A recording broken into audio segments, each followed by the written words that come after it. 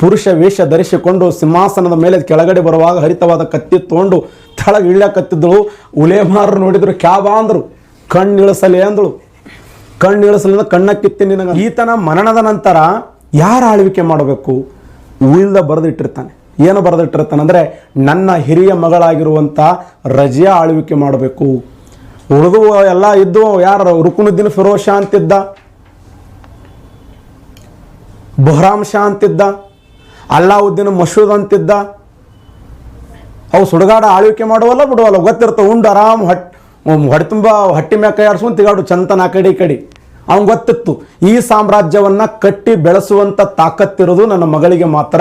ಅದಕ್ಕೆ ನಾನು ಮರಣ ಅಪ್ಪಿದ ನಂತರ ಈ ಸಾಮ್ರಾಜ್ಯದ ಮುಖ್ಯಸ್ಥರಾಗಿ ಯಾರು ಅಧಿಕಾರ ಸ್ವೀಕಾರ ಮಾಡಬೇಕಂದ್ರೆ ರಜಿಯಾ ಸ್ವೀಕಾರ ಮಾಡಬೇಕು ಅಂತ. Very important. ರಜಿಯಾ ಸುಲ್ತಾನ್ ಕಾಲಾವಧಿ 1300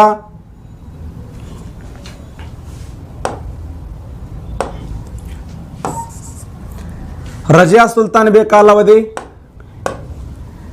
1236ರಿಂದ 1240ರವರೆಗೆ 3 ವರ್ಷ 6 ತಿಂಗಳು 6 ದಿನಗಳ ಕಾಲ ದೆಹಲಿಯ ಸಿಂಹಾಸನವನ್ನು ಏರಿದಂಥ ಏಕೈಕ ಮಹಿಳೆ. 3 ವರ್ಷ 6 ತಿಂಗಳು 6 ದಿನಗಳ ಕಾಲ 3 ವರ್ಷ 6 ತಿಂಗಳು 6 ದಿನಗಳ ಕಾಲ ದೆಹಲಿಯ ಸಿಂಹಾಸನವನ್ನು ಏರಿದಂಥ ಏಕೈಕ ಮಹಿಳೆ ಅಂದರೆ ರಜಿಯಾ. ಮಧ್ಯಯುಗೀನ ಭಾರತ ಇತಿಹಾಸದಲ್ಲಿ ದೆಹಲಿಯ ಸಿಂಹಾಸನವನ್ನು ಏರಿದ ಏಕೈಕ ಮಹಿಳೆ ಅಂದರೆ ರಜಿಯಾ. ತೊಟ್ಟಿಲ ತೂಗುವ ಕೈ ಜಗತ್ತನ್ನಾಳಬಲ್ಲದು. ನೋಡಿ ಎಂಥ ಒಂದು ಅದ್ಭುತವಾದ ಸಾಧನೆ. ಹಾಗಾದರೆ ಯಾರು ಅಧಿಕಾರಕ್ಕೆ ಬಂದರು? ರಜಿಯಾಕ್ಕಿಂತ ಮುಂಚೆ ಅಧಿಕಾರಕ್ಕೆ ಬಂದವರು ಯಾರು? ರಜಿಯಾಕ್ಕಿಂತ ಮುಂಚೆ ಅಧಿಕಾರಕ್ಕೆ ಬಂದವರು ರುಕ್ನುದ್ದೀನ್ ಫಿರೋಜ್ ಶಾ. ಆ ರುಕ್ನುದ್ದೀನ್ ಫಿರೋಜ್ ಅನ್ನುವಂಥ ವ್ಯಕ್ತಿ ಅಧಿಕಾರಕ್ಕೆ ಬರ್ತಾನೆ. ಆ ರುಕ್ನುದ್ದೀನ್ ಫಿರೋಜ್ ಅವನನ್ನು ಅಧಿಕಾರದಿಂದ ಕೆಳಗಿಳಿಸುವಂಥ ಪ್ರಯತ್ನ ರಜಿಯಾ ಮಾಡ್ತಾಳೆ. ರಜಿಯಾ ಅಧಿಕಾರಕ್ಕೆ ಬರುವಂಥ ಸಮಯದಲ್ಲಿ ಇಲ್ತುತ್ಮಿಷನ 40 ಸರ್ದಾರರ ಒಕ್ಕೂಟ, ಚಹಲಗಾನಿ ಒಕ್ಕೂಟ ಏನಂತಂದ್ರೆ, ಹಂಗ್ಯಾಂಗ್ ತಂಗಿ ನೀ ಹೆಂಗೆ ಅಧಿಕಾರಕ್ಕೆ ಬರ್ಲಿಕ್ಕೆ ಸಾಧ್ಯ ಇದೆ? ಹೆಣ್ಣು ಮಕ್ಕಳಿಗೆ ನಿಷೇಧ ಇದೆ. ಅವಾಗ ರಜಿಯಾ ಅಂದಳು, ನೋಡ್ರಿ ಹಂಗೆ ಮಾಡಕ್ಕೆ ಹೋಗ್ಬಿಡ್ರಿ. ನಮ್ಮ ತಂದೆ ಆತ್ಮಕರ ಶಾಂತಿ ಸಿಗ್ಬೇಕ ಬೇಡ? ನಮ್ಮ ತಂದೆ ಉಲ್ದ ಬರೆದಿಟ್ಟನ ಬೇಡ? ನಾನು ನಿಮ್ಮ ಮಾತು ಮೀರ್ತೀನಿ ಏನು? ನಿಮ್ಮ ಮಾತು ಕೇಳಂಗಿಲ್ಲ ನಾನು? ಅವಾಗ 40 ಸರ್ದಾರರ ಒಕ್ಕೂಟ, ಅಲ್ಲಿರುವಂಥ ಉಲೇಮಾರರು, ಅಲ್ಲಿರುವ ಪಂಡಿತ ವರ್ಗ, ಚಹಲಗಾನಿ ಒಕ್ಕೂಟದ ಮುಖ್ಯಸ್ಥರು, ಮಂತ್ರಿ ಮಂಡಳಿ ಬರೇ ರಜಿಯಾ ಕಡೆ ನೋಡಕತ್ರು. ಹಂಗ್ರಿ ಹೆಣ್ಮಗಳು ಹೆಂಗೆ ಆಳ್ವಿಕೆ ಮಾಡಕ್ಕೆ ಬರ್ತದೆ? ಅದು ಹಂಗೆ ಸಾಧ್ಯ ಅಂತ. ನೋಡ್ರಿ ಹಂಗೆ ಮಾಡಕ್ಕೆ ಹೋಗ್ಬೇಡ್ರಿ ಅಣ್ಣ. ನಮ್ಮ ಅಪ್ಪನ ಆತ್ಮಕ್ಕೆ ಶಾಂತಿ ಸಿಗಬೇಕ ಬೇಡ? ನಮ್ಮ ಅಪ್ಪ ಬರೆದಿಟ್ಟಾನ ಇಲ್ಲ ಉಲ್ದಾಗ. ನಮ್ಮ ತಂದೆಯ ಆತ್ಮಕ್ಕೆ ಶಾಂತಿ ಸಿಗಬೇಕಾದ್ರೆ ದಯವಿಟ್ಟು ಪರ್ಮಿಷನ್ ಕೊಡ್ರಿ ಅಂದಾಗ, ಆಯ್ತು ಕೊಟ್ಬಿಡಮ್ಮ ಅಂತೇಳಿ ಅಷ್ಟು ಜನ ಕೂಡಿ ಅದಕ್ಕೆ ಅವಕಾಶ ಕೊಟ್ಟರು. ನೀವು ಇದ್ನಲ್ಲಿ ರುಕುನುದ್ದೀನ್ ಇಳಿಸ್ಬಿಟ್ಲು, ಇಳಿಯಾಕ ಕೊಡಿ ಅಂತ. ಅಧಿಕಾರದಿಂದ ಅವನು ರುಕುನುದ್ದೀನ್ ಫಿರೋಜನನ್ನು ಅಧಿಕಾರದಿಂದ ಕೆಳಗಿಳಿಸಿ ಸಿಂಹಾಸನಾರೋಹಣ ಆಗಿರುವಂಥ ರಜಿಯಾ ತನ್ನ ಅರಮನೆಯಲ್ಲಿ ಹೋಗಿ ಪುರುಷ ವೇಷ ಧರಿಸಿಕೊಂಡು ಸಿಂಹಾಸನದ ಮೇಲೆ ಕೆಳಗಡೆ ಬರುವಾಗ ಹರಿತವಾದ ಕತ್ತಿ ತೊಗೊಂಡು ಕೆಳಗೆ ಇಳ್ಯಕತ್ತಿದ್ದಳು.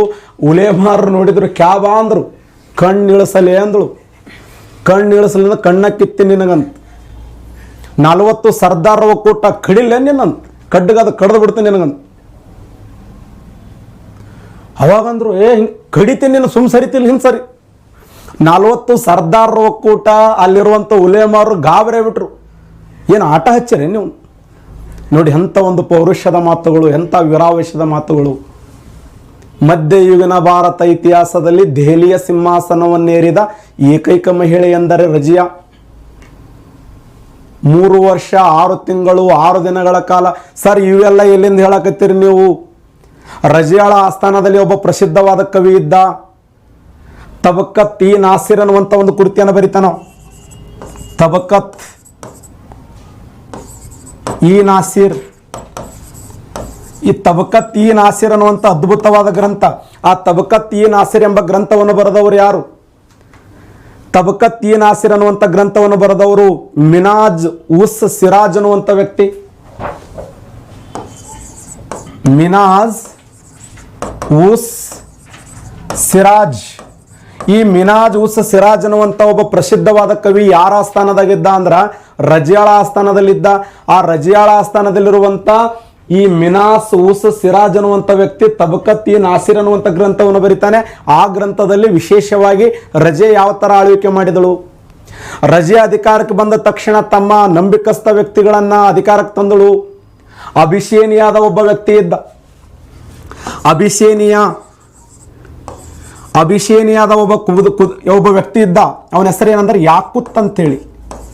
ಯಾಕುತ್ ಅಭಿಷೇನಿಯಾದ ಮುಖ್ಯಸ್ಥನಾಗಿರುವಂಥ ಯಾಕುತ್ತನನ್ನ ಕುದುರೆ ಮುಖ್ಯಸ್ಥರಾಗಿ ಆ ಕುದುರೆಯ ಸೈನ್ಯದ ಮುಖ್ಯಸ್ಥನನ್ನಾಗಿ ನೇಮಕ ಮಾಡ್ತಾಳೆ. ಮುಖ್ಯಸ್ಥನನ್ನಾಗಿ ನೇಮಕ ಮಾಡಿ ಅವನೊಂದಿಗೆ ಸಲಿಗೆಯಿಂದಿರ್ತಾಳೆ. ನಗೋದು, ಮಾತಾಡೋದು, ಆ ಕುದುರೆ ಮೇಲೆ ಹೋಗುವ ಕುದುರೆ ಟ್ರೈನಿಂಗ್ ಕೊಡೋದು, ಇದನ್ನು ಕಂಡು ಅಲ್ಲಿರುವ 40 ಸರ್ದಾರರ ಒಕ್ಕೂಟ ಹೊಟ್ಟ್ಯಾಗ ಮೆಣಸಿ ಕರೆಸಿದಂಗಲಕ ಕಲ್ಲೋಡು ಮರ. ಕೆಲವು ಮಾಡಿ ಸತ್ತೋತಾವ, ಕೆಲವರು ಮಾಡ್ಲಾರೆ ಬರೀ ನೋಡೇ ಸತ್ತೋತಾವ. ಏನು ಅವ್ರ ಜೀವನದಾಗ ಇವು ಬರೇ ನೋಡಿ ಇವು ಕಲ್ಲೋಡು ಅವ್ರು ಹಂಗೆ ಮಾಡಿದ್ರು, ಇವ್ರು ಹಿಂಗೆ ಮಾಡಿದ್ರು, ಅವ್ರು ಹೆಂಗೆ ಬರೇ ಇದೆ ಜೀವನನೇ.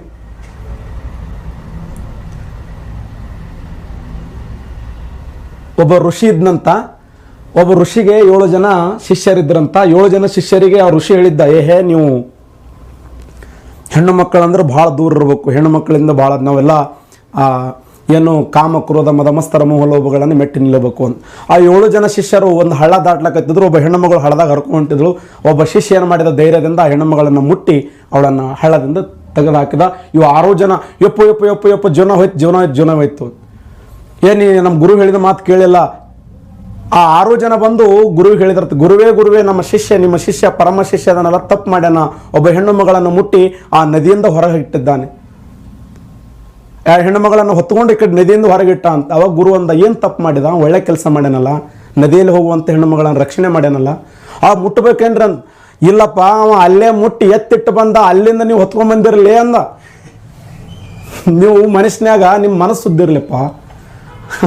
ಅವ ಅಲ್ಲಿದಲ್ಲಿ ಪಟ್ಟ ನಾವು ಮುಟ್ಟಿ ಎತ್ತಿಟ್ಟು ಬಂದ, ಅಲ್ಲಿಂದ ನೀವು ಎತ್ಕೊಂಡ್ಬಂದಿರಲ್ಲ 6 ಜನ. ಆ ಮನಸ್ಸಿನಾಗ ಅದಕ್ಕೆ ಮನಸ್ಸು ಸುದ್ದಿರಬೇಕು ಅನ್ನುವಂಥದ್ದು. ಅದಕ್ಕೆ 40 ಸರ್ದಾರರ ಒಕ್ಕೂಟ ಇದೆಯಲ್ಲ, 40 ಸರ್ದಾರ ಒಕ್ಕೂಟ ಬರೇ ರಜಾ ಕಡೆ ನೋಡ್ತಿದ್ರು. ಕಲ್ಲೋಡಲ್ಲಿ ಕುದುರೆ ಮ್ಯಾಗ ಕುಂದ್ರಕತ್ತಾರ, ಮಾತಾಡಕತ್ತ, ಇಬ್ರು ನಗ್ತಾರ ನೋಡ್ಗ, ಮಾತಾಡ್ತಾರ ನೋಡ್ಗ.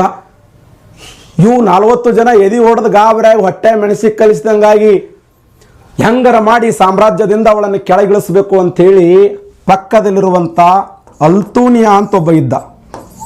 ಅಲ್ತೂನಿಯಾ ಯಾವ ಅಲ್ತೂನಿಯಾ? ಬಟೇಂದ್ ಅಂತ ಒಂದು ಸಾಮ್ರಾಜ್ಯ ಇತ್ತು. ಆ ಬಟೇಂದ್ ಸಾಮ್ರಾಜ್ಯದ ಮುಖ್ಯಸ್ಥನಾಗಿರುವಂಥ ಅಲ್ತೂನಿಯಾ ಅನ್ನುವಂಥ ವ್ಯಕ್ತಿ. ಅಲ್ತೂನಿಯಾ ಹೇಳ್ತಾರೆ, ನೀ ಏಕೆ ನಮ್ಮ ಸಾಮ್ರಾಜ್ಯದ ಮೇಲೆ ದಾಳಿ ಮಾಡಬಾರದು, ನಿನ್ನ ಕನಸಿನ ರಾಣಿಯಾಗಿರುವಂಥ ರಜಿಯಾಳನ್ನು ಅಪಹರಿಸಿಕೊಂಡು ಹೋಗಬಾರದು. 40 ಸರ್ದಾರ್ ಒಕ್ಕೂಟ ಅವರಿಗೆ ಮಾಹಿತಿ ಕೊಡ್ತದೆ. ಅವಾಗ ಈ ಅಲ್ತೂನೆ ಏನು ಮಾಡಿದ ಅಂತಂದರೆ, ರಜಿಯಾಳ ಮೇಲೆ ದಾಳಿಯನ್ನು ಮಾಡ್ತಾನೆ. ರಜಿಯಾಳನ್ನು ಅಪಹರಿಸಿಕೊಂಡು ಹೋಗಿ ಬಟೆಂದದಲ್ಲಿ ಅವಳನ್ನು ಬಂಧಿಸ್ತಾರೆ. ಬಂಧಿಸಿ ಯಾವಾಗ ಬಟೆಂದಕ್ಕೆ ಅವಳನ್ನು ಅಪಹರಿಸಿಕೊಂಡು ಹೋದರೋ ಇಲ್ಲಿ ಯಾಕುತ್ತನನ್ನು ಕೊಲೆ ಮಾಡಲಾಯಿತು.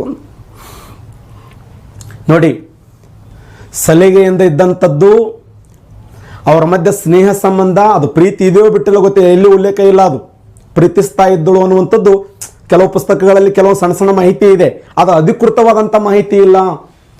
ಅವಾಗ ಆ ಬಟೆಂದ್ ಯಾರು ಈ ಯಾಕುತ್ತನನ್ನು ಕುದುರೆಯ ಮುಖ್ಯಸ್ಥನಾಗಿರುವಂಥ ಅಭಿಷೇನಿಯಾದ ವ್ಯಕ್ತಿಯಾಗಿರುವಂಥ ಯಾಕುತ್ತನನ್ನು ಕೊಲೆ ಮಾಡಿದರು.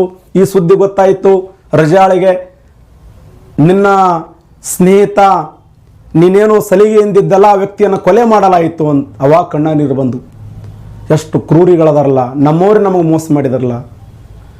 ಅವಾಗ ಅವಳು ವಿಚಾರ ಮಾಡಿದವಳು, ಹಿಂಗಾದ್ರೆ ಈ ಸಾಮ್ರಾಜ್ಯನ ಇಲ್ಲೇ ಕೊಳತು ಹೋಗ್ತೀನಿ, ನಾ ಹಿಂಗೆ ಆಗಬಾರದು ಅಂತೇಳಿ ಇವ್ನು ಕರೆದಳು. ಅಲ್ತೂನಿ ಬಾಯಿಲ್ಲಿ ಅಂತ. ಅಲ್ತೂನಿ ಏನಂತ ಕೇಳಿ, ಬಾಯಿಲ್ಲಿ ಅಂತ. ನನ್ನನ್ನು ನೀನು ಪ್ರೀತಿಸುತ್ತಿದ್ದೀಯಾ ಅಂತ. ಹೌದ್ರಿ, ಬಹಳ ದಿನ ಆಯ್ತು ರೀ. ಹಾಗಾದ್ರೆ ನನ್ನ ನೀನು ಮದುವೆ ಆಗ್ತೀಯ? ಯಪ್ಪೋ ಎಂಥ ಮಾತ್ರಿ, ಸದ್ಯ ರೆಡಿ, ನಾ ಮದುವೆ ಆತ್ನ ಮದುವೆ ಆಗಿಬಿಟ್ಟು. ಆ ಇಬ್ಬರು ಮದುವೆಯಾಗಿ ನೇನು ದೆಹಲಿಯ ಹೊರವಲಯದಿಂದ ದೆಹಲಿಗೆ ಎಂಟ್ರಿ ಕೊಡ್ತಾ ಇದ್ರು. ಈ ರಜಿಯಾ ಸುಲ್ತಾನಬಿಯ ತಮ್ಮ ಯಾರು? ಬೊಹರಂ ಶಾ. ಬೊಹರಂ ಶಾ ಅನ್ನುವಂಥ ವ್ಯಕ್ತಿ ಏನು ಮಾಡಿದ ಅಂತಂದರೆ, ದೆಹಲಿಯ ಹೊರವಲಯದಲ್ಲಿ ಇವರಿಬ್ಬರನ್ನು ಕೊಲೆ ಮಾಡಲಾಯಿತು. ಹೀಗೆ ಮಧ್ಯಯುಗನ ಭಾರತ ಇತಿಹಾಸದಲ್ಲಿ ಒಬ್ಬ ಹೆಣ್ಣು ಮಗಳು ಅಧಿಕಾರ ಮಾಡೋದನ್ನು ಸಹಿಸಕ್ಕಾಗಲಿಲ್ಲ. 3 ವರ್ಷ 6 ತಿಂಗಳು 6 ದಿನಗಳ ಕಾಲ ದೆಹಲಿಯ ಸಿಂಹಾಸನವನ್ನು ಏರಿದಂಥ ಒಬ್ಬ ಮಹಿಳೆ ಯಾರಂದ್ರೆ ರಜಿಯಾ ಅಂತ ಕರಿತೀವಿ.